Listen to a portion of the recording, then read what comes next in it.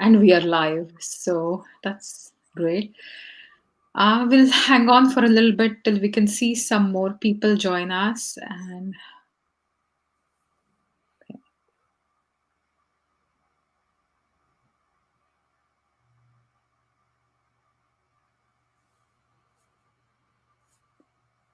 it might take a little bit time, but let's get started. So I would love to reintroduce my very good friend, Vaidya Gauri Junnakar. It's so awesome to have you back.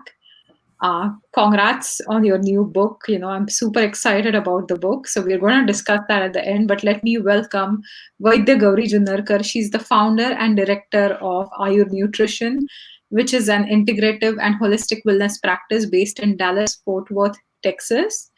She's an author, international keynote speaker, nutritionist, Ayurveda and wellness consultant, and she's also a licensed dietitian. I mean, you have so many degrees after you know, certified diabetes educator, panchakarma specialist, licensed massage therapist. So that is really awesome. So super excited to welcome you once again. How are you doing today, Gauri? I'm doing wonderful, and thank you so much, Manjeet, for having me back on your show. And I'm really excited today about the topic we're going to talk about today. And this is, something that's very unique to Ayurveda. As nutritionists or as dietitians, we talk about the other kind of food combining, but this is something that we're going to especially discuss food combining the Ayurvedic way today. I'm just going to say a quick hi to all the people here. I can see Uttamji here. So Devi Gauri ko sadar pranam. Okay, Devi Gauri ko sadar pranam. And we have a few more users from my group. I sadly can't see your name until I log on into the group. I think Sheetal Kulkarni is there. So, hi, Sheetal. Thank you for watching, and we will get started.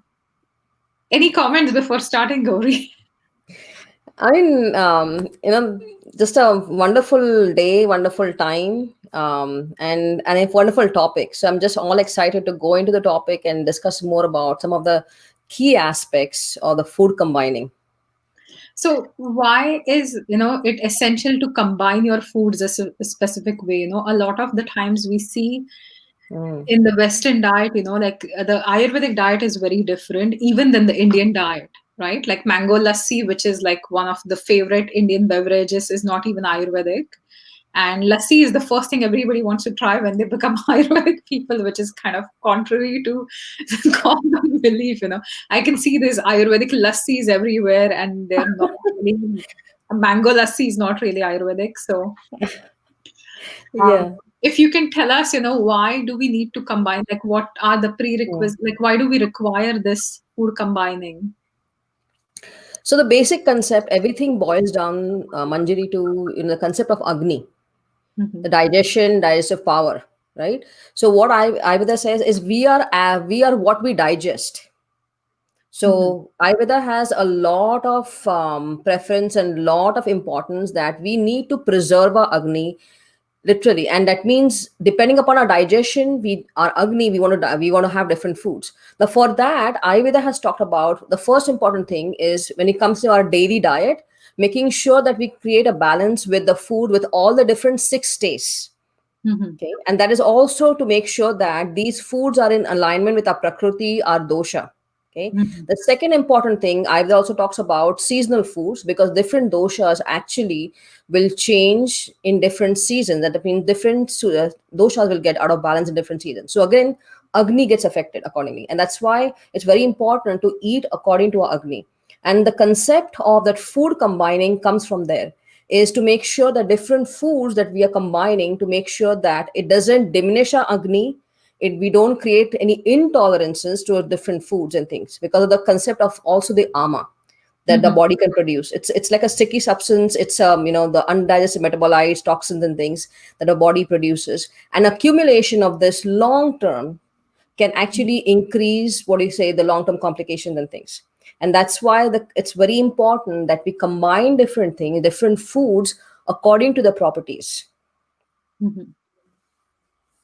And that is, really wonderful that you mentioned about seasons, because as soon as we see um, a change in the seasons, as Ayurvedic doctors and practitioners, and even people living Ayurveda, enthusiasts who really follow the natural rhythms, they would change the diets, but a lot of them don't. You can see Mm, all these different diets, and people are just having the same diet all the time and not mm, wanting to change. So, this is important. And one other thing that you addressed was food intolerances, which is mm, something I see majorly in my practice. So, not following the rules of dietary combinations, um, mm, having milk without even boiling. So we don't just talk about combining foods a certain way, we also talk about processing foods to make sure you're getting maximum nutrients from it. And mm, this milk that nobody boils and they'll drink it straight out of the carton can create so much toxicity in the body, and they don't even have to do anything else, just drink it cold, right? So it's great that you're mentioning these points. So when we talk about, Ayurvedic food combining, how mm, different is it from the modern combining, and how can you mm. compare the two? Okay, a perfect example. I mean, since you talked about milk and things, okay, so I'm going to give you through both the perspectives, to the modern perspective and also to the Ayurvedic perspective. Okay, the Mhm. first thing I'm going to talk about to the modern perspective, especially our enzymes, digestive enzymes. Now, keep in mind, our digestive enzymes are protein based. So, what it means, they are functioning at an optimal temperature, not too hot and not too cold. So that means to get the most effectiveness of these digestive enzymes, you want to make sure that at least our food needs to be at least warm. That means the first meal of the day should be warm, always. Mhm. Okay? The second thing, when you think about to the Ayurvedic perspective, Ayurveda has laid down some rules when it comes to eating different foods and how you want to combine. So, especially for example, let's say fruits, one of the most common things. A lot of times people will combine fruits with different foods and things as well. Now, what Ayurveda says, you want to have fruits. If you want to have fruit, have it by itself. Mhm. Don't combine it with different things, especially you don't want to combine milk and fruit together. And a Mhm. lot to do because of the properties of these different foods, right? Different foods digest at a different pace. That means how they're going to be digested, how they're going to be absorbed, right, is going to depending upon the properties, and how well it's going to be digested again will depend upon your agni. And that's why the food combining principles are very important to follow. Mhm. Okay. And could you elaborate a little bit more on the fruit aspect, right? Hmm. Like, does it have something to do with the fructose, or is it more to do with the, like, as we talk about the potencies of different foods, Yeah. Sure. So, for example, let's say fruits, right? Now, fruit, depending upon, let's say, example, the different fruit, depending upon different, let's say, rasas they have, right? Different tastes as well. If Mhm. it's more madhur or let's say sweet, sour, it will have its own properties as well, Mhm. right? Now, fruit also, remember, it's raw, it has more fiber. That means the body is going to take a little time, longer time to digest it comparatively, Mhm. right? Now, if you're going to combine that fruit with something which is already pre-cooked, again, the time to digest this different food with different properties, it's going to affect that. And that's Mhm. why you want to keep the food separate by itself. Again, Okay. combining too much of these things together can create more can most create more sluggishness in our digestion as well. And that's why it's important to again keep these things separate so that our body can digest it better by itself, and we're able to absorb those nutrients correctly from those foods. So you are saying exactly that no smoothies. That's what I say all the time. Exactly, exactly. And that's the thing I always tell a lot of my clients as well. A lot of times the first thing they have in the morning, they start their day with a smoothie. And Mhm. I explain to them, especially a lot of time they'll combine yogurt, they'll have milk, and they'll combine different fruits, or they'll even combine different green leafy vegetables as well, and all of that they'll combine. Now, Mhm. a lot of time we think, it may be a really good combination, we're getting all the nutrients, but always think about the different food that you're combining. What pace are they digesting at? Especially too much raw and too many something that's cooked, or let's say yogurt and let's say your leafy greens and your fruits. Again, is that going to create more ama? Is it going to affect my digestion? That's why I would recommend always to keep things separate. Okay. Same thing with the milk. You want to boil the milk to make it more easy to digest. In fact, one of the things that Ayurveda recommends, especially if people are having difficulty with digesting milk, you want to boil it and you want to actually add some black pepper to it to make it more Okay. easier to digest. Or even some sunti or even some dry ginger can Okay. also help with making that milk easier to digest as well. Okay. So, what are your thoughts on yogurt? So when it comes to yogurt, Ayurveda also said that yogurt is a very heavy substance, very heavy and dense substance to digest. So this is what I always say: is you if you want to have yogurt, have it at the time when your agni or digestion is the best. That means it's around lunchtime, or maybe sometime in the afternoon if you're able to tolerate it better as well. Not I would not have it maybe in the morning or even in the evening. Especially evening, you want to avoid yogurt. It's better to have more like the buttermilk because it's easier to digest. Even the process of making the buttermilk, it's like what Ayurveda says, you're churning it, and that process itself actually makes it easier to digest as well. So again, I would have, if I'm having it, I would have smaller quantities, and again, I would have it at a time when your agni or digestion is the best. Okay, so afternoon time if you want to have yogurt. So no yogurt for breakfast with like granolas and excess sugar and fruits, which is Exactly, exactly. are accustomed to. So sorry to get rid of your yogurt, yeah, but you need to do that, and especially as seasons change, or we're getting into the colder season too, right? So you don't want to do that. So now, what are some rules of Ayurvedic food combining? For our Okay, listeners who probably have no idea, what we're talking about, what are sure. some easy rules everybody should be following? One easy rule, one number one, is hot and cold together. Don't have hot and cold together. Second thing is, raw and cooked foods together. Third Yeah. thing is yogurt and fruits, or yogurt and meats and fish together. Okay, Okay. milk and fish. So a lot of times, people will add more, for example, yogurt and fish or meat and things together, or for example, ice cream, right? A lot of time Mhm. they'll have ice cream at the end or with a meal and things like that. So again, that are some of the things. Again, fruit, have it by itself as Mhm. well. The other thing is especially water as well. Okay, if you're having water, what I would say is just sip with your meal. You want to have it before and 1 hour, not immediately after. You want to wait. Okay. These are some of the things you want to also make sure. Especially again, I will mention about salads as well. Now, since we're talking about raw foods and things, I'm not saying that don't have, just have smaller quantities. Okay, Okay. So. have more of the cooked vegetables, and an example of that would be something like, let's say, something like cauliflower, broccoli, cabbage, and things, right? So Mhm. foods like that, again, if you, let's say, even steam it or roast it, it becomes a little easier to digest on the body. And sometimes having too much raw can make our agni more sluggish, our digestion more sluggish. Sometimes it can also exacerbate constipation and things as well. Mhm. So, can you describe a little bit about the combination of hot and cold together before we take the questions? Sure, sure. So an example is the same thing about, let's say, salad is an example of that. A lot of times people will get a big salad for lunch, and then they'll Mhm. add, grilled chicken to it, or they'll add some other grilled or cooked warm, let's say, meat and things to it.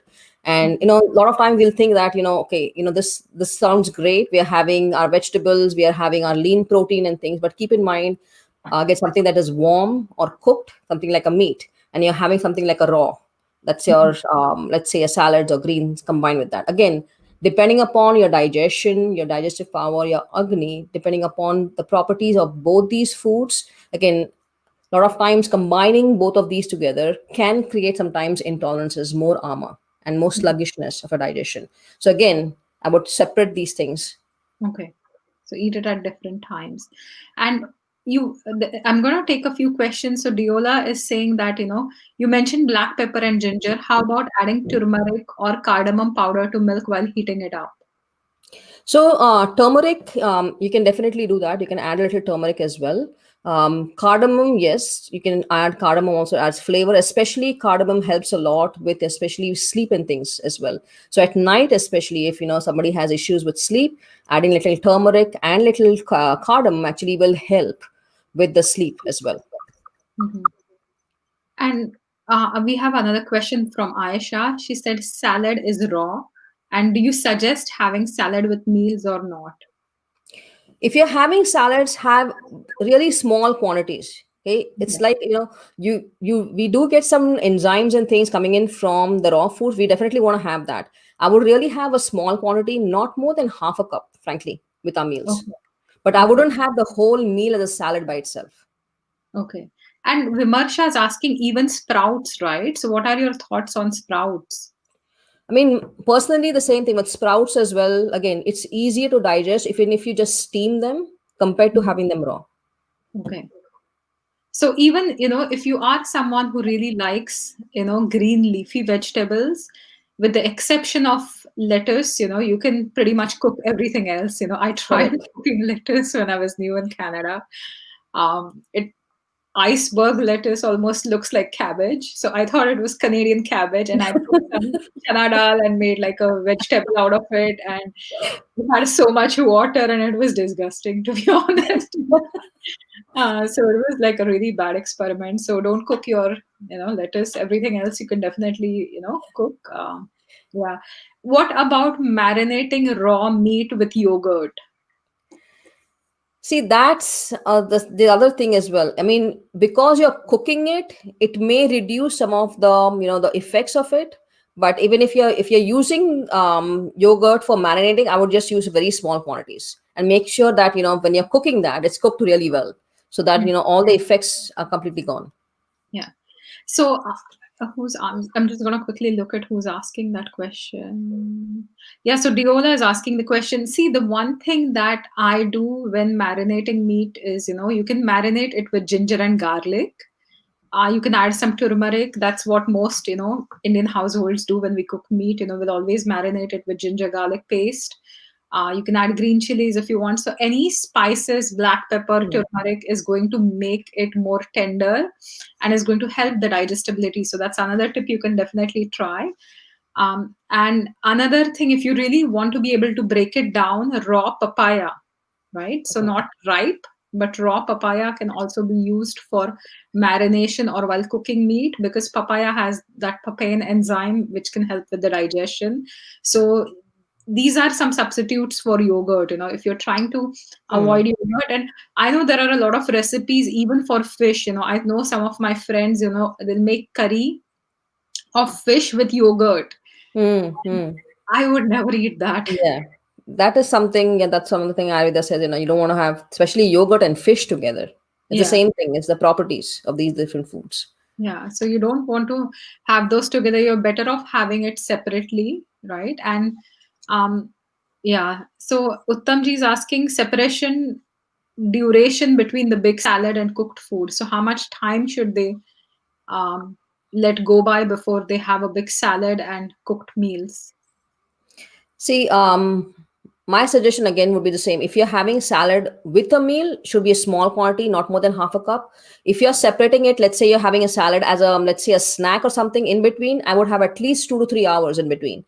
So let's say if you had your lunch maybe between 12 to 1, I wouldn't have any other snack at least for 2 to 3 hours until I feel that my digestion, the meal I had was completely digested.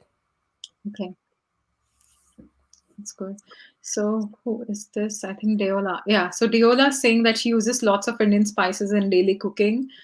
Thanks for the papaya tip. Coconut milk I use for curries instead of yogurt, and that is the way to go. I use a lot of coconut milk, and even coconut in my food. So that's the better alternative to yogurt. And Correct. coconut has a cooling effect, while Yes. fish have a little bit of the warming effect, right?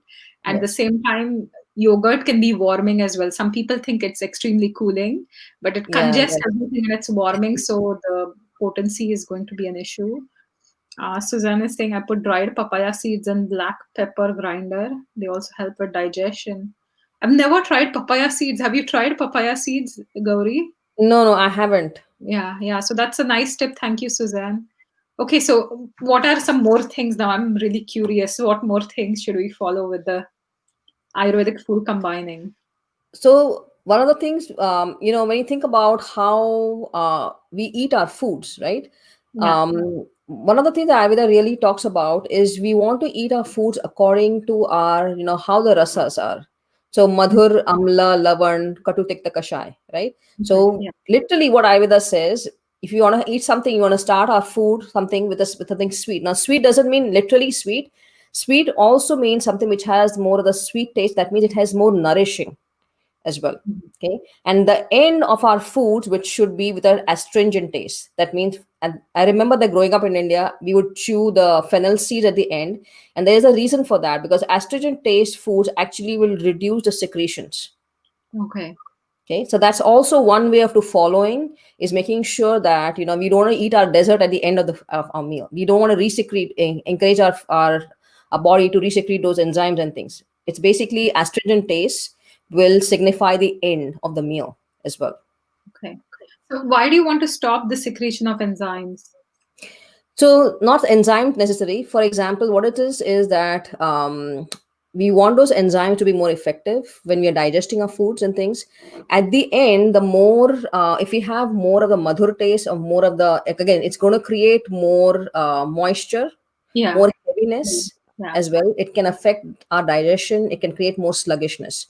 So when Okay. we have something with the astringent taste, it's basically to help the body to give the time to digest those foods correctly as well. Okay.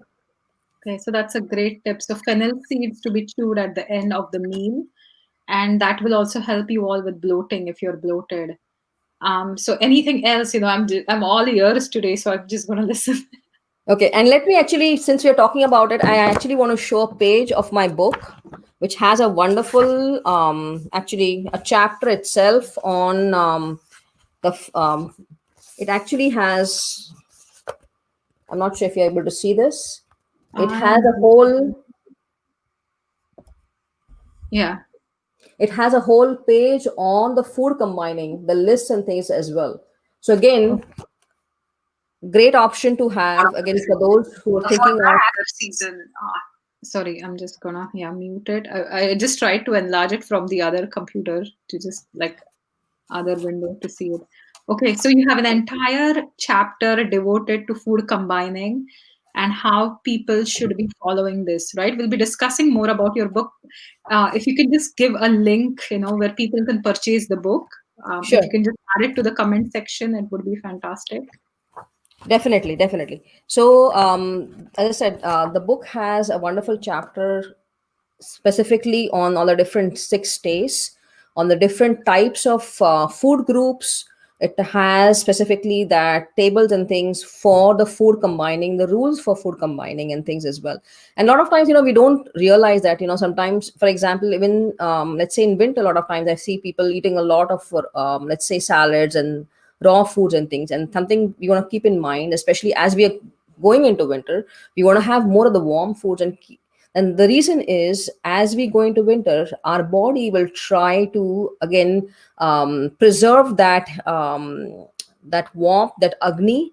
That means we want to have warm food. So also think about, when do we see more of those nuts? We see the nuts in the winter because that's going to provide us with the nourishment we need in the winter season, because we need that warmth coming through, that nourishment coming through those nuts and things as well.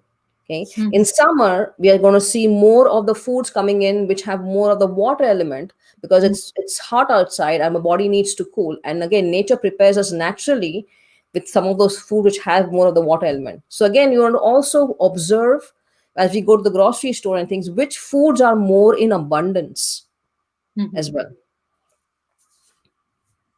So any like acorn squashes or like winter squashes, you have them in winter. You don't Correct. really need to have spaghetti squash in summertime. Absolutely, absolutely. So also keep in mind, it's all dependent on the digestion or Agni, because Agni will fluctuate depending upon what season. So Agni is the strongest in winter. Okay. Okay, in summer it goes a little sluggish because there's a lot of heat and things as well, right? So again, Mhm. we need more of the water element. We need things more of the cooling things. In the spring, it's more of the kapha. You see more of the kapha imbalance coming in. In autumn, we see more of the pitta imbalance coming in. In winter, it's more of the vata, more dryness and things, and that's why Ayurveda says more warm foods, more abhyanga, more things like that. Yeah.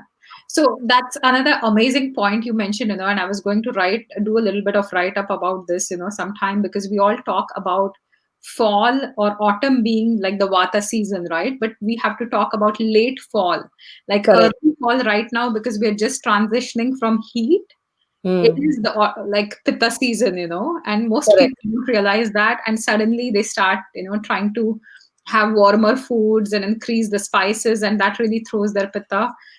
So what's your take on it? Yeah. So Yeah. definitely, yes. So definitely look at the season. For example, as we're transitioning from autumn, we're going to the late fall and things. That's slowly the time that the cusps, especially, that's the time when our body will give us subtle cues as well. We see a lot of seasonal allergies during this time as Mhm. well. We see a lot of issues with sinus and things, a lot of cough and cold coming in during this time because our body is transitioning. Those doshas are transitioning. So one important thing, definitely, for this is something I follow and in my family as well. Again, we use a lot of turmeric in Mhm. our food, and that is to equip our body with, again, boosting our immunity as well. So again, Mhm. that adding the turmeric to milk, and again, if you're not taking milk, then you can use those milk substitutes as well. So turmeric is a good option to always think about when you're Mhm. transitioning in between seasons, again, to help boost our immunity. And again, I would definitely look at which season is the next season coming in.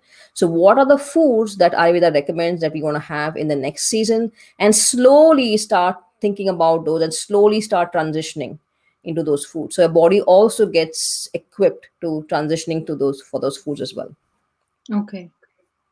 So I'm gonna take some more questions. Okay, who is this? I'm just gonna see. So Uttamji is asking no sweet dish at the end of the meal. That's what Ayurveda usually recommends. Okay. So no, so start with dessert, start with like something sweet if you really want to have that sweet. Colleen is saying that thank you. She enjoys learning about food combining and it's really helpful with her digestion. So thank you, Gauri. Nicole is asking a really good question. If one lives near the ocean or damp and cold places during summer, Hmm. does it going to impact the Agni? Does it going to affect the Agni? See, in Ayurveda, one of the things Ayurveda talks about is just not the food combining, but it also talks about, desha. That means where we live will also have an effect on our overall digestion as well. So if you're living in the cold and moist regions, again, I would make sure that, again, keep in mind, especially with anything that contains salt. Hmm. Okay, I would be mindful of my salt intake, definitely. I would be mindful of anything that contains more sour. I'll be mindful of again of anything that contains more sweet, madhur, because again these are considered more heavier to digest. So madhur, amla, lavan, that goes Okay. according to the properties of heaviness. So madhur, that is sweet, is the heaviest foods with the heaviest to digest. Then it's your amla, which is sour, and lavan, which is salty. Even if you think about with salty foods, right, water, like say sodium or sodium chloride, salt tends to absorb the water, keeps to helps to keep that water, that the moisture in. So I would be mindful definitely of my salt intake, the most important thing. Okay. So replacing your salt with, some like sandhav or rock salt can help, like rather than just having the table salt, which is more sodium chloride. Correct, correct. Really cutting it down first off is what you're saying, like really cut down on excess salt intake. Yeah. Now, So I would be, okay, sorry, sorry.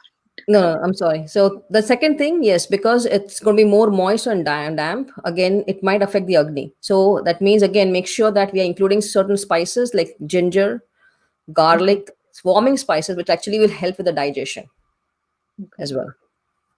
And then Sheetal is asking, can you talk about junk food like chips, Maggie, Chinese food? Fantastic examples of bad food combining. So I see, I do understand a lot of times, we have kids and things. So what I would do is limit that amount. Okay. Sometimes it's not, and I'm not going to tell you this. I'm not saying that completely throw out some of these things, but I would limit the intake. Okay. And very important rule to follow, and this is something I tell a lot of my clients, is out of sight, out of mind. So if you don't have it in our pantries, we won't be enticed to have it. Yeah, Okay. yeah, no, that's a good one. I haven't seen Maggie in years, so, but I lived on it during my hostel days. I think most of us have, right? So yeah, just limit it and don't I bring would it just, yeah. home. Limited. And I understand sometimes, with kids and things, it's difficult. So maybe I would just limit it. Yeah. Okay. Not more than once or twice a month or something. That's all I would say. I mean, that if you can cut down, that's better. So Sheetal is asking, nowadays we are getting low fat milk and we don't get the proper India wala milk in Dubai. Hmm. Is it okay to microwave heat milk? See, I would my first preference always is heating it in a metal pot, and in India the way we used to heat it. Now, if that is not an option, then yes, the second best thing would be microwave. Okay, I'm not sure. I mean, the second thing, with milk, at least for the kids, definitely whole milk is something I would, as being a dietitian, is something I would always prefer. And the second thing is, a lot of times, we also get a certain type of milk called as A2 milk. I'm not Mhm. sure if you've heard about it. It's because of the protein. Compared to the A1 protein, the A2 protein is more easier to digest.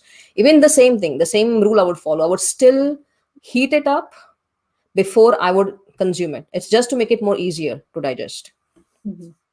So the one rule that I follow, Sheetal, is I don't really use a lot of microwave, right? So I have one. I've thrown two microwaves out. My husband managed to get the third one, so that's why I still have it at my home.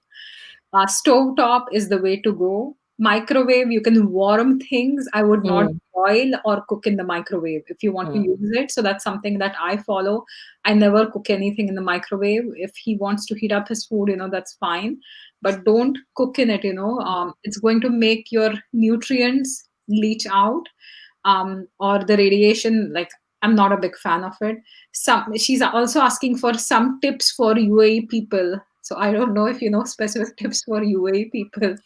Gauri. The thing I would say, because I know that because of the area being again more dry, Desert.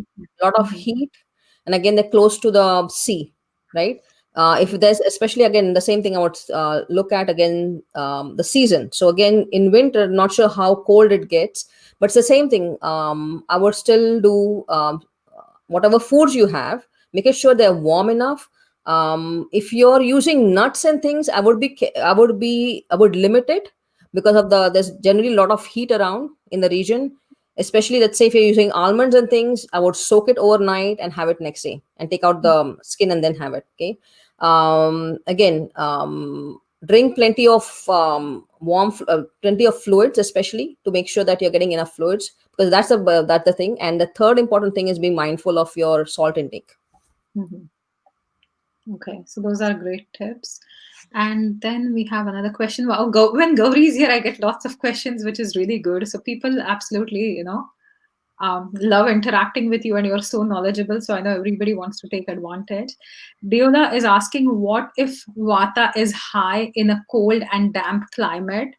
Should we still reduce salt?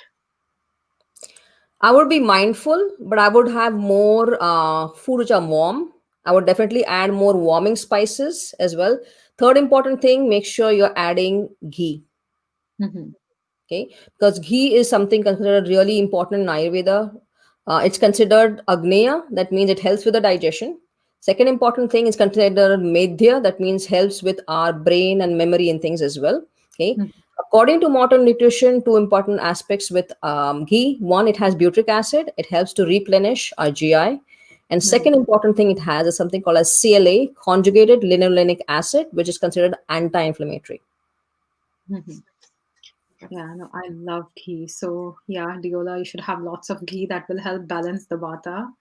And that's going to be something that's, really good for you. Nicole is saying, no, madam, please do not microwave. Yeah, I don't microwave either. So it does change the molecular structure of the food. It heats by aggravating the internal element 100%. And that's why in the microwave, if you burn something accidentally, you'll see how it kind of gets burnt quite easily right in the center, right? Or the food gets really, really hot too easily. So I avoid that as well. Now, Uttamji is asking, Agni is strong in winter, still eat hot foods in winter.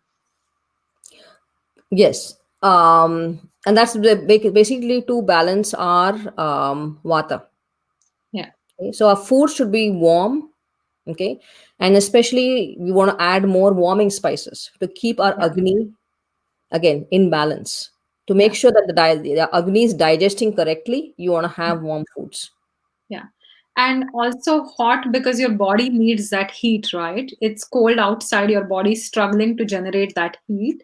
So that's why your Agni becomes strong, because it's just consuming and consuming to maintain that internal external temperature, like, or the internal temperature in an external cold environment. So that is one of the reasons why. But in Ayurveda, we don't like really recommend ice cold water ever. you know Room That's true. temperature is totally fine. But Mm, even for pittas, because I get this from a lot of people, I'm pitta, I'm always, I'm having so much heat and hot flashes, and I drink ice water, and that's mm. making things worse, right? So it's not helping you. Now who's this saying? We have two more comments. So Sheetal is saying thank you, and Yola is saying thank you. She uses ghee a lot. Okay, so thank you for sharing all these wonderful insights with us. And I would love to ask you about your book. I'm super curious about it. And congratulations, this is your second book, right? And this is specifically for everybody who wants to Correct. learn more about Ayurvedic nutrition. So this is for your previous book was mainly for practitioners, to help Yes. understand Ayurveda a bit. But everybody who's watching, buy this book. This book is catered for everyone, right? So if you're trying to use Ayurveda for your own self healing, or whether you're a practitioner and trying to understand Ayurvedic nutrition, I would highly recommend Dr. Gauri's book. So can you tell us a little bit about your book, the topic, Sure. what it covers? Sure. So let me just show you the it's called Ayurveda Yoga, and I will keep the link on your post as well, Manjari. Yeah.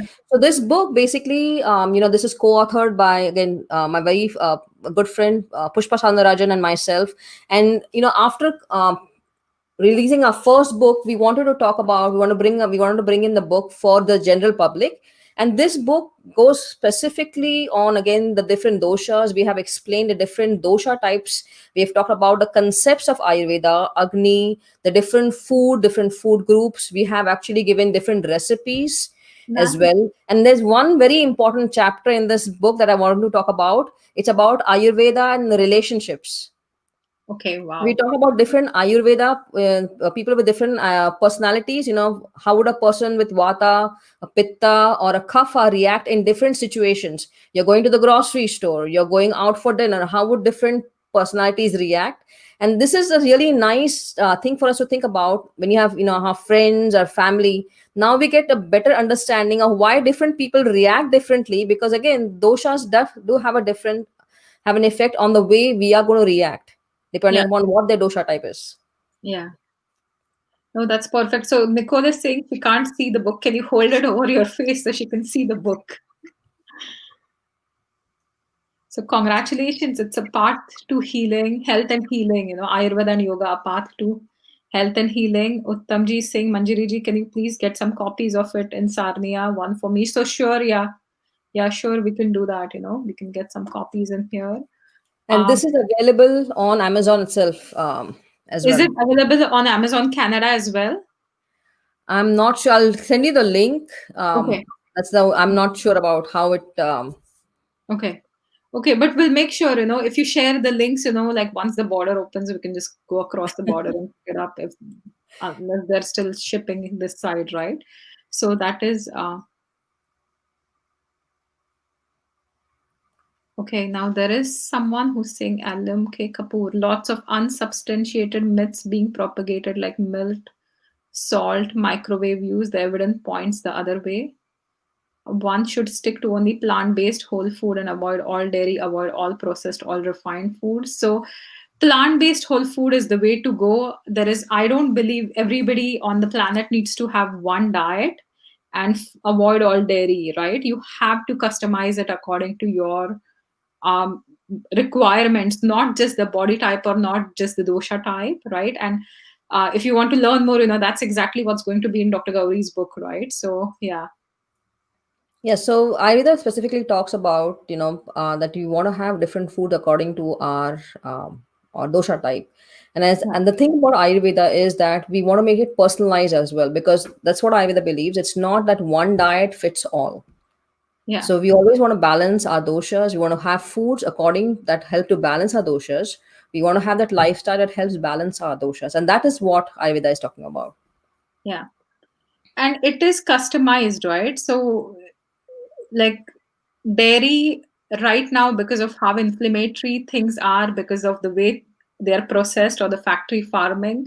But if you get cleaner sources, in US, in certain parts, in India, in certain parts, there are cows which are fed a healthy diet, right? Hmm. Not injected with hormones. So there is no reason why everybody should avoid, milk or dairy products or ghee for that matter, right? Correct, correct, correct. So Vimarsha is asking if the book is available on Amazon India. Not sure. I can check. I know that is available here in Amazon. I mean, in US, but I can check what the availability is and I can get back to them. And do you have a Kindle version as well, or is it No, right now it's just a paperback.